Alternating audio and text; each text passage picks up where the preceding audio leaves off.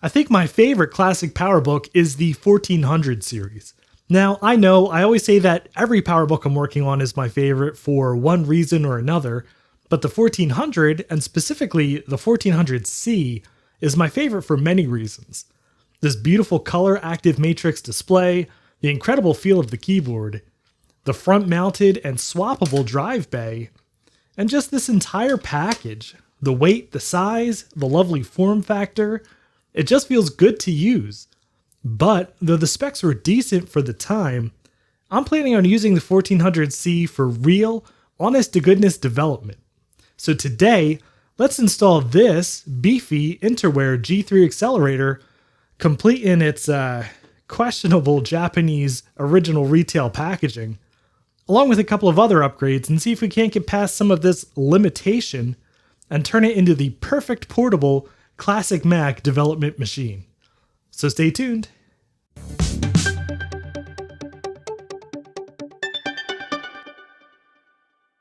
Released in 1996, the PowerBook 1400 series spent much of its life as the entry-level companion to the PowerBook 3400, but it has its share of dedicated fans, including me.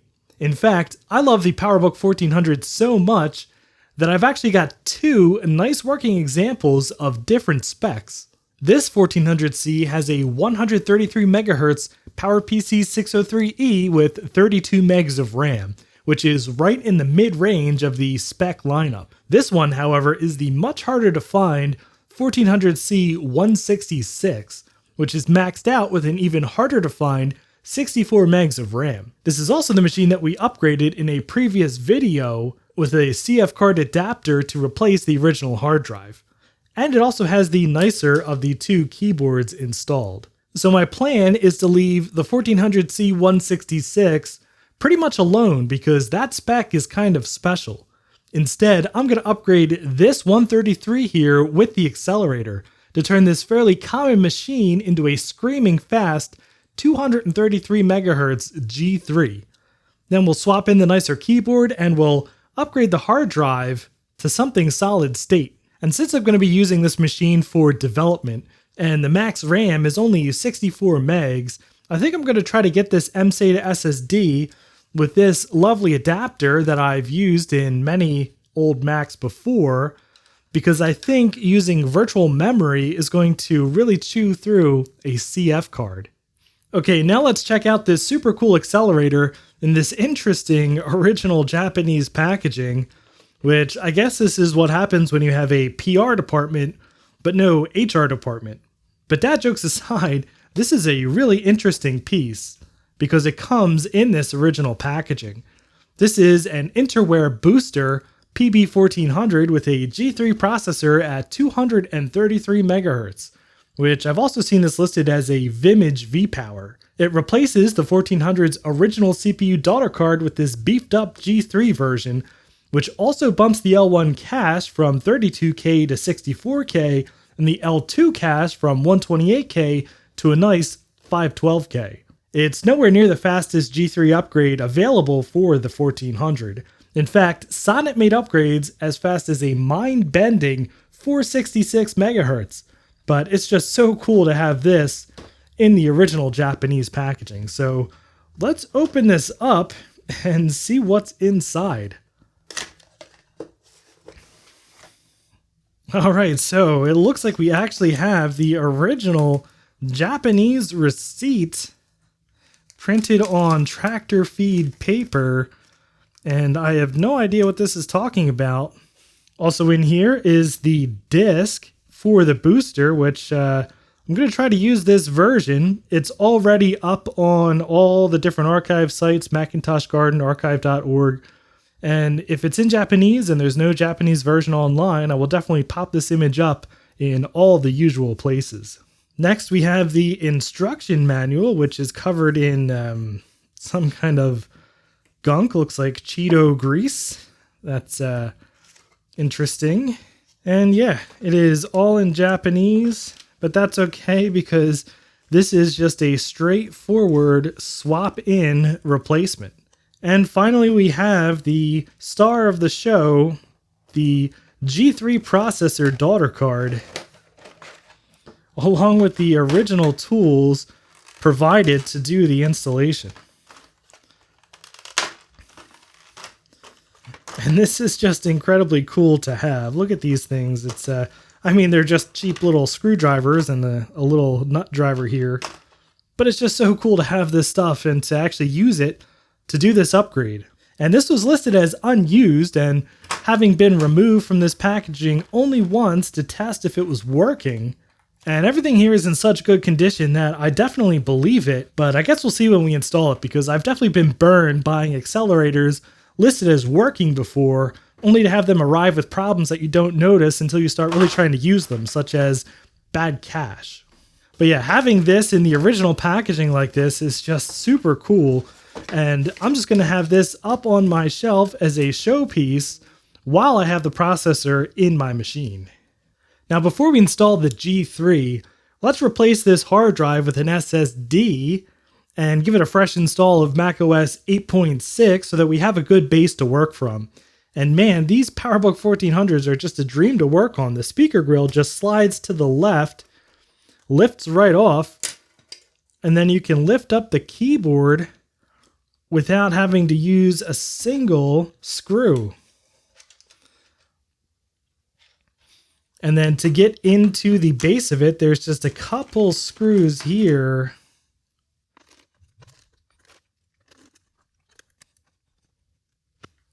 And then once you're under this heatsink here, you've got access to everything. The memory module, the processor. We can lift up this ribbon cable and take the keyboard out. And of course, here is our hard drive, which should just be these two screws here. And then it lifts right up and we can disconnect it. And to replace it, I'm going to use this mSATA SSD, which is a 64 gig SSD, which I know is overkill, but it should work just fine with macOS 8.6. And well, as you know, on this channel, I love overkill. And we're going to use this adapter that I've used with plenty of vintage Macs in the past, and I'm hoping it works just as well here. But this adapter just simply converts mSATA to IDE. Okay, so it doesn't want to boot off of the 8.6 disk, and actually I don't know if that disk is even bootable. So I'm going to boot it off of the copy I made of the PowerBook 1400 Restore disk, which is 8.0. And I know this is bootable, and if it boots, I guess I'll install 8.0 and then install 8.6 over top of it. Okay, so I went through every mSATA adapter that I could find and 3 different M.2 drives, and none of them wanted to work right. My tried and true drive let me install 8.6, but it kept crashing at random points, and opening certain preferences or control panels and stuff would just crash the system, and then sometimes it would get a bus error and that didn't work. This one seemed to work a little bit better, but it wouldn't let me boot from the CD-ROM drive, and it did still seem unstable and did crash. So what I found digging through my random piles of junk is this, a micro SD to IDE adapter, and actually this seems to work great. I dug out this card, which is actually a card I used to use for my camera, a kind of high quality Samsung 128 gigabyte micro SD card, and I was able to install up to 8.6 on here, and it was rock solid stable. So let me install this back into the system, and then let's run some benchmarks and see what the baseline is for this machine before we install the G3. So this will fit nicely in the bay here, just kind of hanging out. And pretty easy to access since the keyboard comes off with no screws. And then I'm just going to put this little piece of rubber here to kind of stop it from moving around. And then I'm going to use the plastic cover from the other adapter because that kind of really slides in here snugly, and that will hold it into place. Okay, I have macOS 8.6 installed on the SD card and everything is running pretty smoothly. I have the 125 gigs separated into two partitions, about 7 gigs for the main system partition, and then a whatnot partition comprising the rest of the card. And you can see I already have a lot of stuff moved over through the cunning use of zip disks going between a SCSI zip drive for the laptop and a USB zip drive on my M1 MacBook Pro, which it's a lot of fun to do it that way. Maybe not the most efficient, but that's how I do it. And I've already installed a bunch of stuff, including MacBench. So we're going to run a quick benchmark now on the 133 megahertz PowerPC 603E. And then we're going to install the G3 and see how it compares. Now, MacBench 3.0 I think is the best choice here because it compares to a Power Macintosh 6160, which is a little bit of an older PowerPC machine to this laptop, but still a nice kind of low-end comparison. So we're just going to run the main test suite and see how this goes.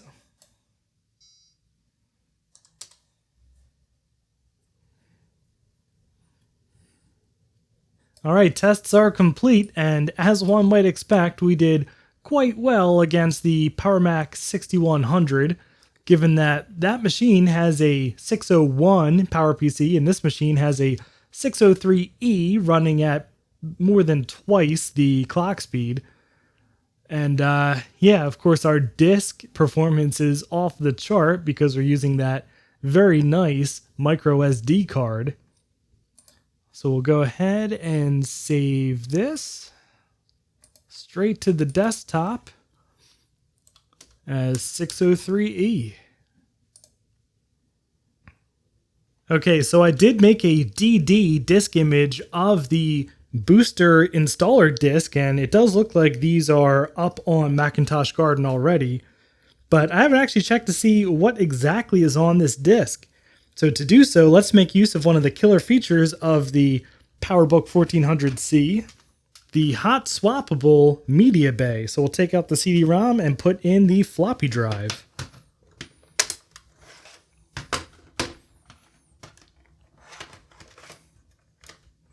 All right, let's see what's on this disk. All right, Booster PB1400 in English so far. And yeah, here's our installer. So, of course, before we install the upgrade, we have to run the installer. So, install. Installation was successful. All right, time to pop in the G3. All right, so in the box here, underneath all of our goodies, we have the processor and the tools we need to install it.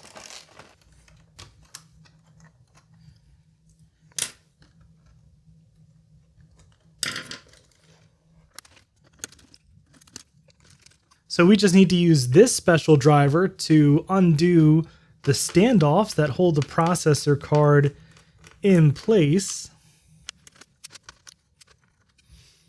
And there we go. And here is our brand new G3 233, which will slot right in place. There we go. And now I'll just pry off the little bit of copper cooling that's on here, and we'll reapply some new thermal compound. All right, well, that was quite obnoxious to get apart.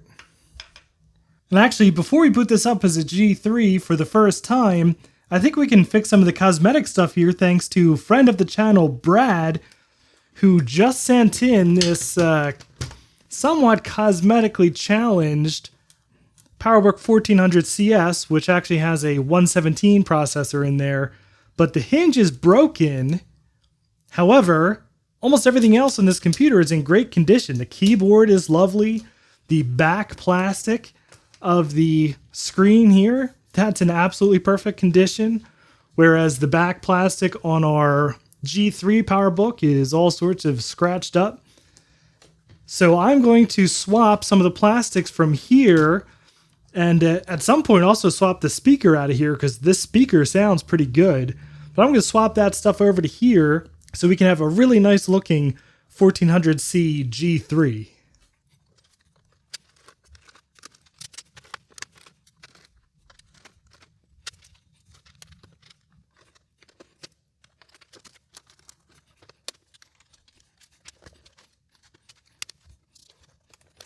Okay, and I actually decided to change up the cooling a little bit. I didn't like how much that other piece of metal was pushing down on these 3 chips here, so I found these little copper shims that I've had forever, and I just put some thermal compound there. Now it fits together much nicer. All right, first boot as a G3. All right, we can turn the brightness up because I don't know why it goes all the way back down to 0 when it first boots up when you change something, but here we are, OS 8.6. And about this computer, so we have a bus error. That's not a good sign.